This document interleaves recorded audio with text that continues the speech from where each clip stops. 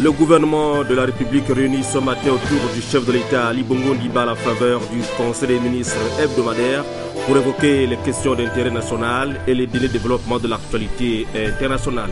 Les conclusions dans un instant. Fin des travaux de l'atelier de validation de l'étude diagnostique du secteur habitat et du développement urbain.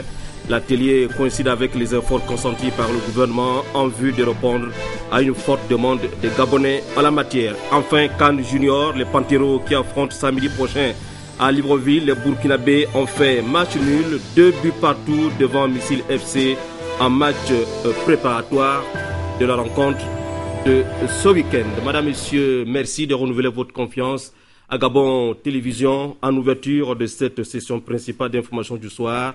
Le Conseil des ministres qui s'est réuni ce matin au palais présidentiel autour du chef de l'État, tous les ministres présents sur le territoire national. L'économie des travaux, Nick Jocelyn Fouba, Lambert Mpori, Cédric Aleka, presse présidentielle. En ouverture des travaux, la forte communication du président de la République, chef de l'État, Ali Bongo Ondimba. Ensuite, les communications liées aux points d'actualité, les principaux événements dans le monde, la situation intérieure et le cours des matières premières et état de la balance commerciale. Sur la table du Conseil, l'adoption de plusieurs projets, parmi lesquels le projet de loi instituant la charte culturelle en République gabonaise, le projet de décret portant attribution, organisation et fonctionnement de l'Agence nationale de promotion artistique et culturelle et le projet de loi déterminant les ressources et les charges de l'État pour l'année 2013. Le Conseil des ministres s'est également penché sur la signature du projet d'accord entre le gouvernement de la République gabonaise et l'Université de l'Oregon, mais aussi sur l'adoption de la stratégie nationale et du plan d'action de gestion du conflit homme-faune au Gabon.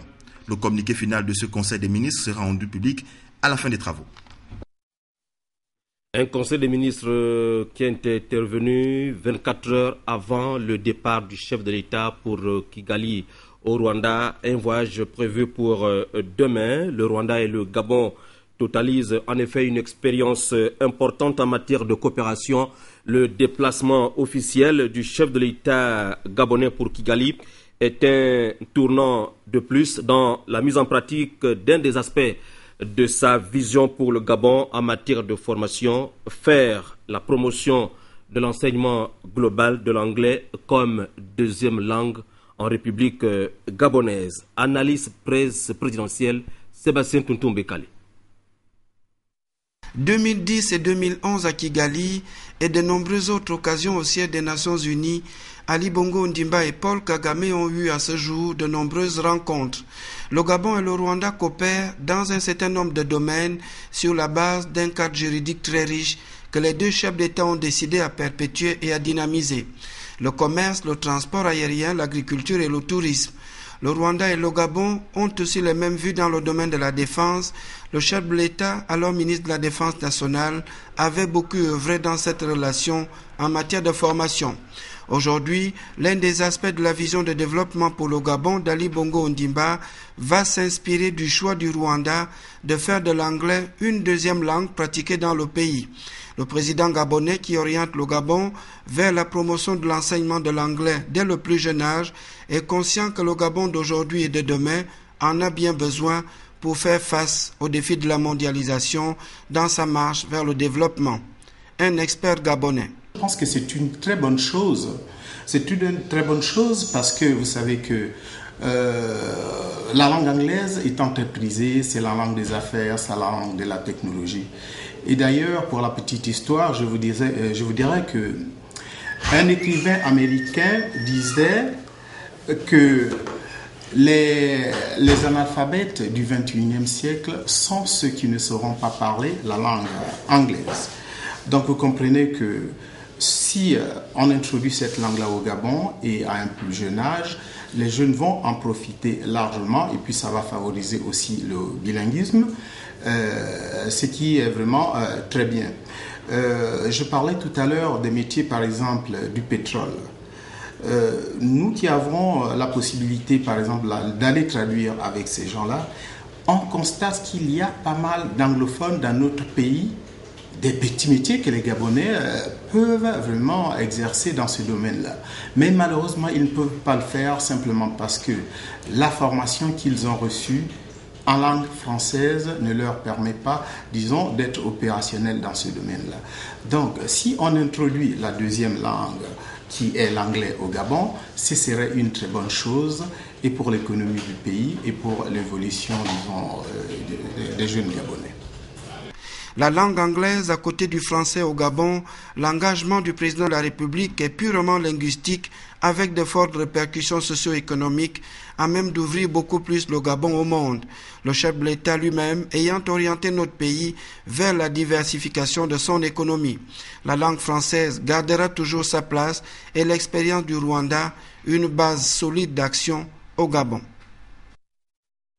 Le Rwanda, ce pays de Grand Lac qui a fait une grande mue au lendemain du génocide de 1994, vous le savez, qui a décimé plus de 800 000 âmes. La carte postale du Rwanda, presse présidentielle, Delphine Rabia Yari, Igor Ovuza. Pays des Grands Lacs, la République du Rwanda, capitale Kigali, partage ses frontières avec, au nord, l'Ouganda, à l'est la Tanzanie, à l'ouest la République démocratique du Congo. Encore appelé pays des 1000 collines, le Rwanda est un amalgame de paysages divers. Il est formé de hauts plateaux dont l'altitude dépasse parfois les 1400 mètres et sont situés sur la ligne de partage des eaux des bassins du Nil et du Congo. L'économie rwandaise repose principalement sur l'agriculture, soit 40% du produit intérieur brut et plus de 80% de l'activité nationale. Depuis l'an 2000, le Rwanda a connu un développement tout azimut. Les services sociaux de base, les infrastructures diverses, autant d'éléments qui démontrent qu'une véritable transformation s'est opérée dans le pays et qui fait aujourd'hui du Rwanda un des pays les plus sûrs et les plus stables dans la région. Du point de vue santé, bien qu'étant un des pays les plus pauvres de la planète, 92% de la population rwandaise dispose d'une assurance maladie, soit plus que la plupart des pays développés. En 2006 déjà, plus de 27% du budget de l'État était alloué aux dépenses publiques pour la santé. Le secteur de l'éducation a également connu un renforcement des capacités et une restructuration. Entre 2000 et 2007, le gouvernement rwandais y a consenti 19% de son budget et l'on a abouti en 2011 à un taux d'alphabétisation de la population de 15 ans et plus de 70,4%. Toutefois, il est à noter une particularité dans ce pays francophone. Dès 2003, l'anglais, par la volonté des plus hautes autorités, se positionne comme langue officielle à côté du Kinyarwanda et du français. Depuis 2010, l'enseignement est dispensé exclusivement en anglais. Une innovation positive qui pourrait intéresser le Gabon. La question sera d'ailleurs évoquée entre Ali Bongo Ondimba et Paul Kagame au cours du séjour que va effectuer le numéro 1 gabonais à Kigali. Même si le sujet fait déjà couler beaucoup d'encre et de salive, la langue de Shakespeare reste de nos jours incontournable dans le monde des affaires. Aussi, le Gabon, qui s'attelle de plus en plus à la diversification de ses partenaires au développement, gagnerait-il à s'inspirer de l'expérience rwandaise? La coopération sino-gabonaise toujours au beau fixe au ministère de l'économie numérique. Le maître des lieux Blaise Louembe vient de signer un accord avec l'entreprise chinoise StarTime spécialisée dans les télécommunications. Manix Monjo sur les images de Leslie Ibouda de la presse du ministère de l'économie numérique. Il est question ici de mettre le Gabon au pas dans le circuit du passage de la télévision analogique à la télévision numérique, tel qu'instruit par l'Union internationale des télécommunications lors de la rencontre de Genève en 2006. C'est donc soucieux de ne pas rater le rendez-vous de juin 2015, quand toutes les télévisions du monde seront ultramodernes, que le gouvernement gabonais a fait appel à l'expertise chinoise. Le protocole d'accord ainsi signé, il reviendra aux deux parties de se mettre au travail. Côté gabonais, il faudra réfléchir sur la proposition d'offre de crédit de financement faite par l'entreprise chinoise. Quant au côté chinois, les experts rendront visite aux différentes installations techniques des villes de l'intérieur du pays. Opération culturelle, cette fois entre le Gabon et l'Espagne. La journée culturelle espagnole démarre demain à Libreville. En prélude à l'événement, l'ambassadeur d'Espagne au Gabon a donné un point de presse dans un hôtel de la place en présence de Joseph Biogué et Célestin Nguemobam. C'est devenu une tradition chaque année depuis 1998. L'ambassade d'Espagne au Gabon organise une série d'événements culturels à l'occasion de la fête nationale espagnole célébrée le 12 octobre.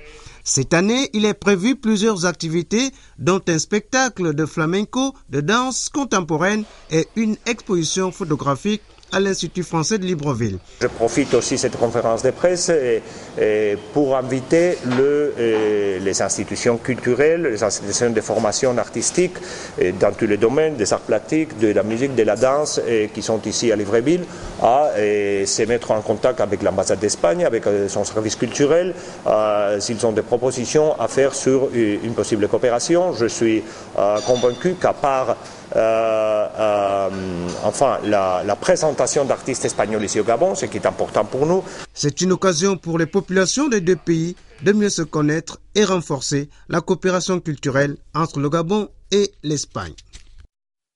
Au palais Omer Bongo Ndimba du Sénat, la commission ad hoc chargée de lever ou non l'immunité parlementaire du sénateur du Komo-Kango, Gabriel Yégué Komié, s'est réunie de nouveau ce matin dans ces lieux. L'économie de la réunion, Guy Roger Lendira, Hilarion Akumbo, Alfred Robaki, presse du Sénat. Cette réunion, la deuxième en une semaine, accélère le processus de travail entamé depuis plusieurs mois et elle se tient à moins d'un mois du rendu de conclusion de la commission ad hoc au bureau du Sénat. Les membres de la dite commission ont mis à profit cette rencontre pour faire la mise au point et la synthèse du travail entamé afin d'adopter le rapport d'étape. Toujours est-il que la commission ad hoc a à cette occasion fait le point du travail réalisé afin de mieux statuer sur la question le moment venu. Rappelons que lors de la dernière audition du sénateur incriminé qui était accompagné de ses avocats, les vénérables membres de la commission avaient été édifiés par les explications des avocats et de leurs collègues.